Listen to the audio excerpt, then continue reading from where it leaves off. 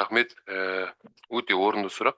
Қазіргі таңдағы басты мақсат, қазір мына жерде тыңдап отқан басқа да әріптестеріміз, мына әлемдік деңгейдегі осы Франсис Пулингтің шығармасында ойналып жатқанның өзі, осы қазақ қоғамындағы қазіргі жас көрермендерді әлемдік классикалық жауһарлармен таныстыру. Сондан да әрине біз мойындаймыз, себебі қазір классикалық өнерге, дәстүрлі өнерге енді мына әлеуметтік заманның дамуына байланысты деп айтатын шығармын. Қазір 1 минуттық тиктоктағы, инстаграмдағы жастар көбіне сондай дүниеге әуес болып кетті. Бірақ дегенмен қарап отырсаңыз, дүниенің артына келген кезде бәрібір осындай әлемдік деңгейдегі классикалық шығармалар бәрі өз орнын жоғалтпайды.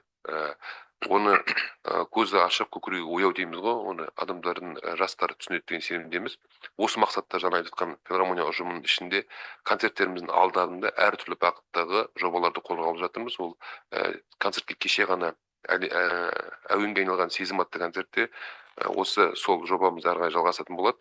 Филармонияға келген әрбір көрермен өзінің кішкене ғана қолтаңбасымен арнайы картина салып, сол филармониямыздың болашақта музейінде әрбір көрерменнің қолтаңбасын қалдыру мақсатында кешегі жобамыз басталды. Бүгінгі өтетін концертімізде де, ертеңгі өтетін концертімізде де ол жобаны қалдырамыз. Сондықтан да барлықтарын концертке келуге шақырамын. Бұл жерде тек қана концерт көрмейсіздер, сіздердің кішкене ғана бояуларыңызбен біздің қазақ музыка өнеріндегі қара шаңырағы филармониямыз, Жамбыл филармониясында қолтаңбаларыңызды қалдыруға мүмкіндіктеріңіз бар. Осы секілді біз әртүрлі бағыттағы мына open-air концерттер жоспарлап отырмыз осы наурыз айына. Бұл да халықты тарту мақсатында. Екінші, Жамбыл картасы жобасын қолға алып жатырмыз. Бұл карта арқылы белгілі бір көлемде концерттерді пакетпен сатып алуға мүмкіндік туатын болады.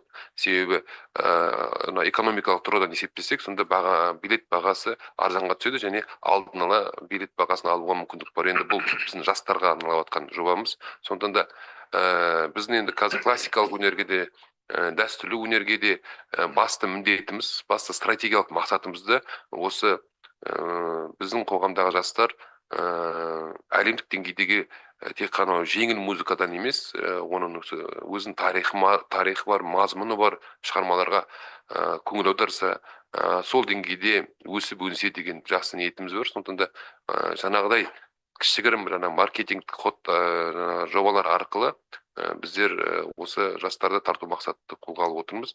Әрине, маэстрлардың тарапынан да осы бағдарлама, жастарға қызықты бағдарламаларды дайындауымыз керекпіз. Себебі олардың әр заманның өзінің көрермені бар, әр заманның өзінің тыңдарманы бар. Сондықтан да жастардың тақырыбындағы шығармаларды симфониялық оркестр мен Люмир аспаптар оркестрінде де көптеген жобаларды қолға алып жатырмыз.